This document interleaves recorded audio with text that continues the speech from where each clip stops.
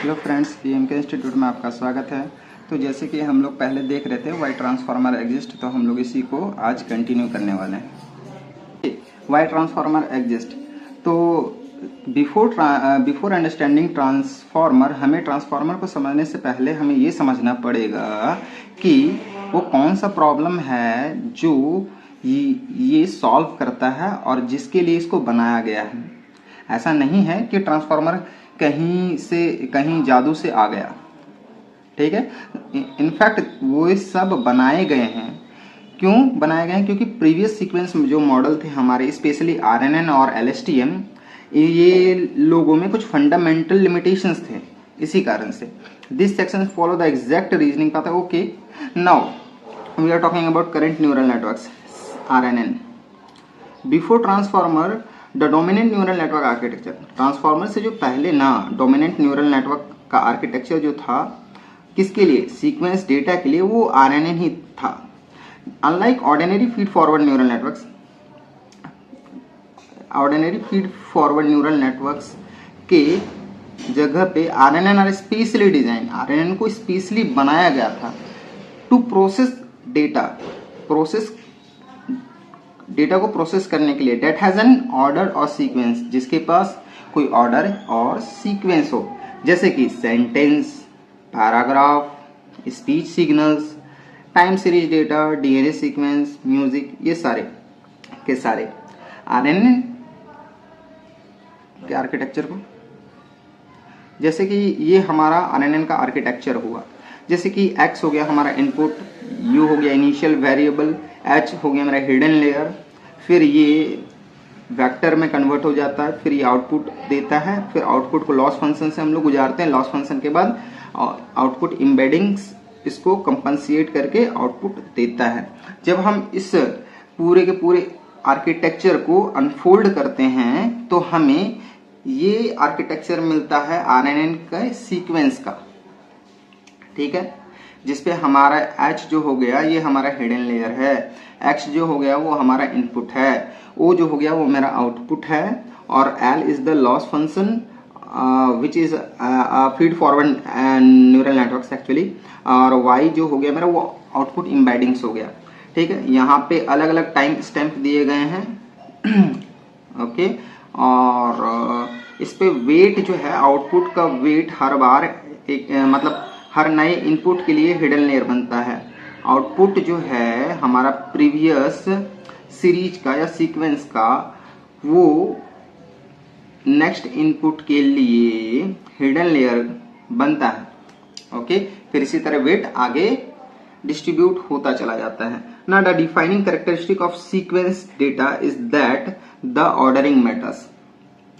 जब भी हम लोग कैरेक्टरिस्टिक्स बताएंगे सीक्वेंस डेटा को, उस पर हमारा ऑर्डर मैटर करता है।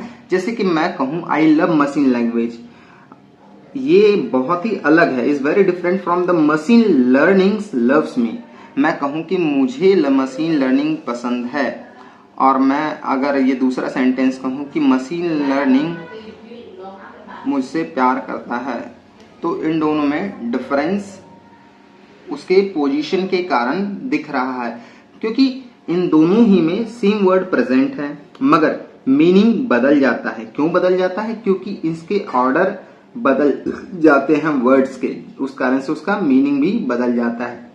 RNN attempt to handle, RNN attempt करता है हैंडल करने के लिए, प्रोसेस इंफॉर्मेशन को प्रोसेस करता है one element at a time, एक एलिमेंट को एक समय में प्रोसेस करके, and maintaining a hidden memory, और ये मेंटेन करता है एक hidden memory.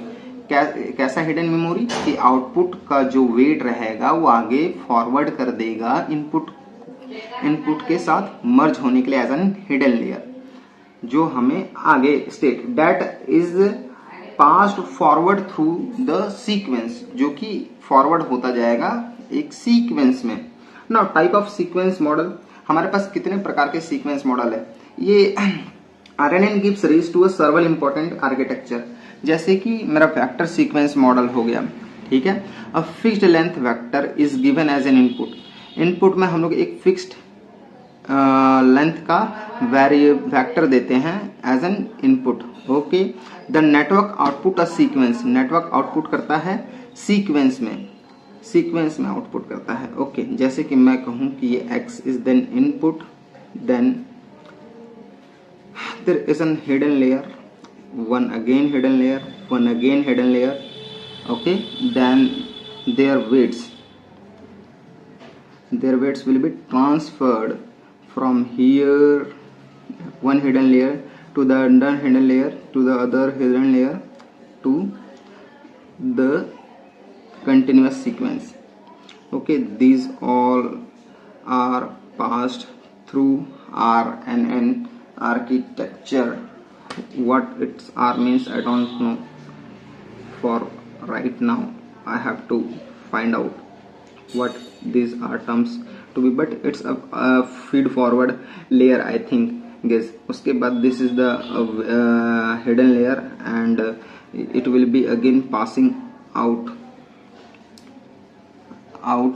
and it will provide you an output. This is at the t timestamp, this is at the t plus 1 timestamp, this is from the t minus 1 timestamp, like that only. Okay, now it's again feed forward there to a loss function layer. Again it's a feed forward layer, t minus 1, t plus 1, and last is the output embedding. I think this should be the end of it.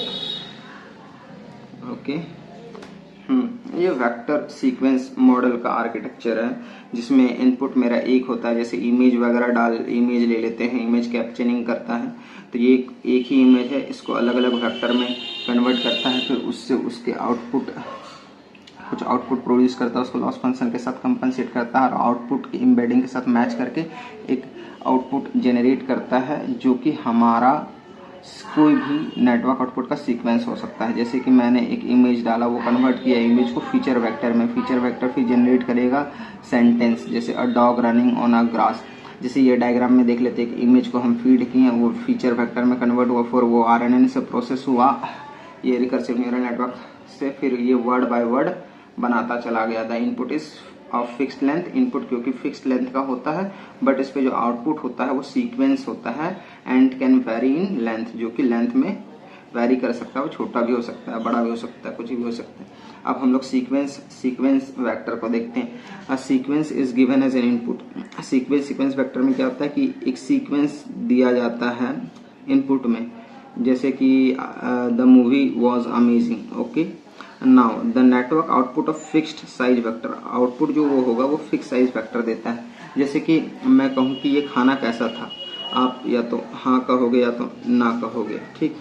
तो ऐसे प्रकार की चीज़ें जहाँ पे sentimental analysis किया जाता हो, वहाँ सिर्फ कुछ ही ऑप्शंस रहते हैं बताने को, तो वहाँ पे ये जो है सीक्वेंस को इनपुट में ले सकता है और आउटपुट कर सकता है फिक्स साइज वेक्टर में। जैसे कि सेंटिमेंटल एनालिसिस, अगर मैं इनपुट करूं कि द मूवी वॉज अमेजिंग, कहूं कि मैं मूवी बहुत ही खूबसूरत था, तो RNN उसको प्रोसेस करेगा, उसके हर एक वर्ड को प्रोसेस करने के बाद वो प्रोड्यूस करेगा ऑफ फाइनल वेक्टर। क्या प्रोड्यूस करेगा? Final vector. क्लासिफायर प्रिडिक्ट्स करेगा कि वो क्या पॉजिटिव है या नेगेटिव है, वो क्लासिफायर वहाँ रहता है जो वो डिसीजन को लेने में मदद करता है। उसको अगर हम डायग्राम में समझने की कोशिश करें तो सबसे पहले हम लोगों ने एक सीक्वेंस दिया सेंटेंस का, वो RNN से प्रोसेस हुआ, उसके बाद वो फाइनल हिडन लेयर से पास हुआ, उसके बाद वो प्रिडिक्ट किया कुछ वेक्टर को, ठीक है। The input length can very, input जो लेंथ है वो वेरी कर सकता है, किसमें वेरी कर सकता है? वेक्टर सीक्वेंस मॉडल में। और आउटपुट साइज रिमेन फिक्स्ड, और आउटपुट साइज इसका फिक्स रह सकता है। अब आ जाते हैं मेरा सीक्वेंस मॉडल में। चलिए हम लोग जब वेक्टर सीक्वेंस मॉडल को देख ही लिए थे तो इसको भी देख ही लेते हैं। ये हमारा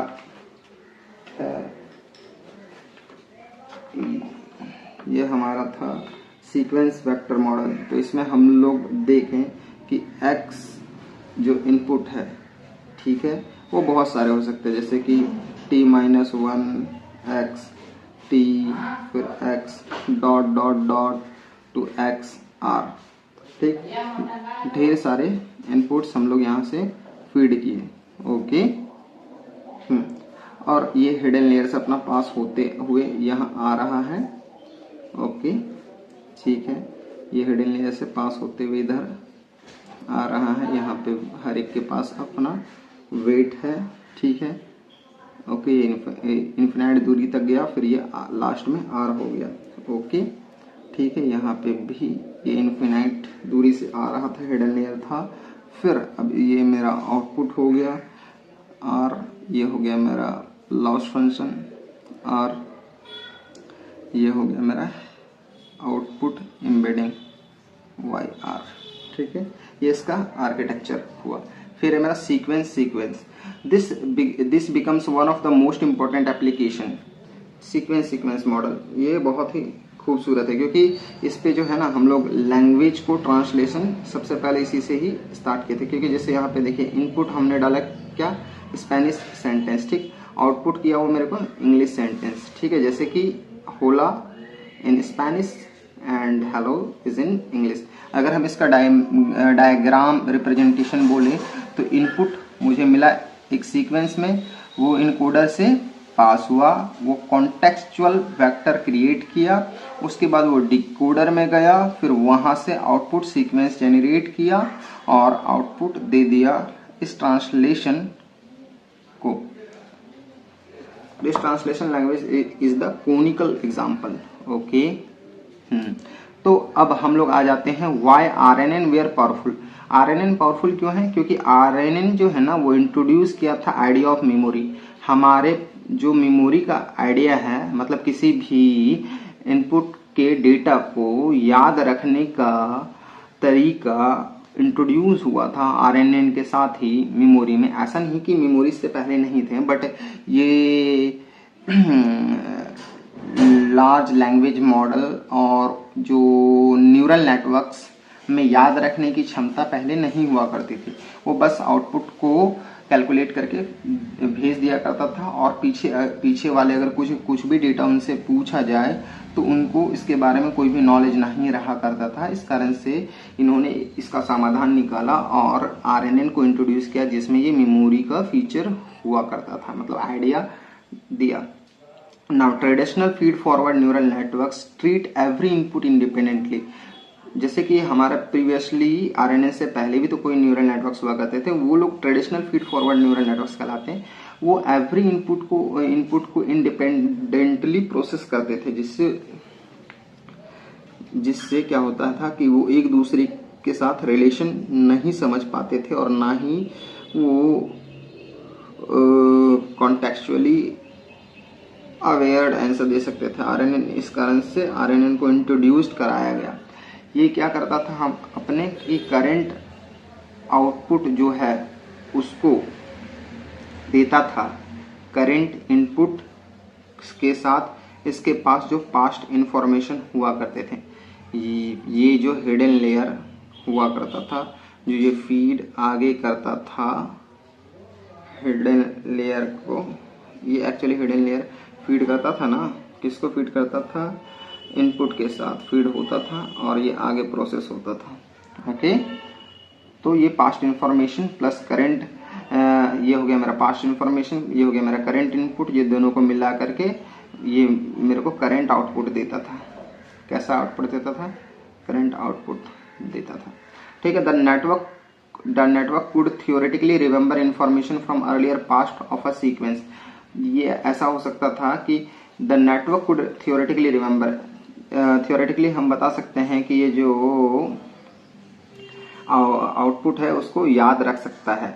जैसे कि मैं कहूँ my name is Ram, my name is Ram, और मेरे राम इनपुट आने से पहले कि सारे के सारे इनपुट डेटा को वो अपने मेमोरी में रख सकता है, और अगर मैं पूछूं कि इससे पहले क्या आया है तो वो सारे के सारे डेटा को देख सकता है।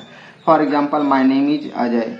When process Ajay, the network could potentially remember my name is and use that context.